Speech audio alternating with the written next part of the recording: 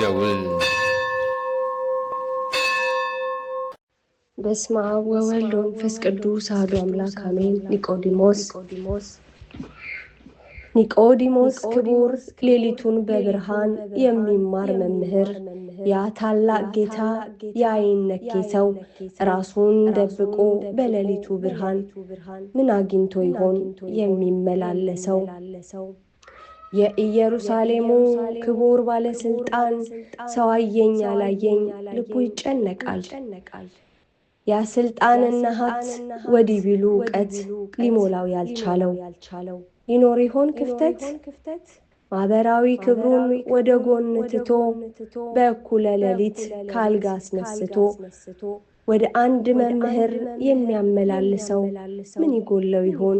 ምን ይሻል ይሄ ሰው?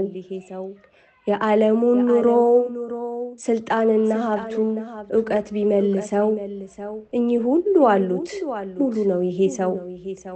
መጽሐፍ አገላብጦ ካገኘውም ዕውቀት የስልጣን ወንበሩ ያልሰጠነውን እውነት መልስ ሊፈልግ ወጣ ለነፍሱ ባዶነት።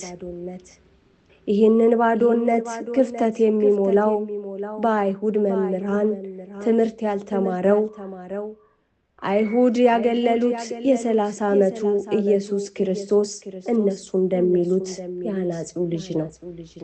በክርስቶስ ትምህርት የነፍሱን ጥያቄ ተምሮ የመለሰ የሥጋውን ሙላት በባዶ ማንነት ነፍሱን በክርስቶስ ክብርን አለበሰ።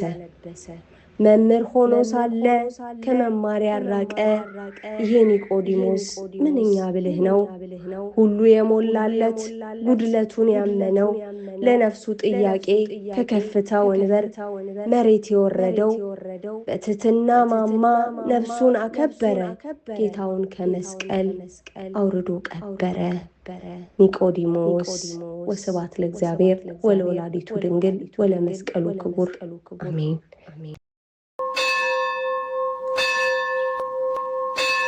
ደውል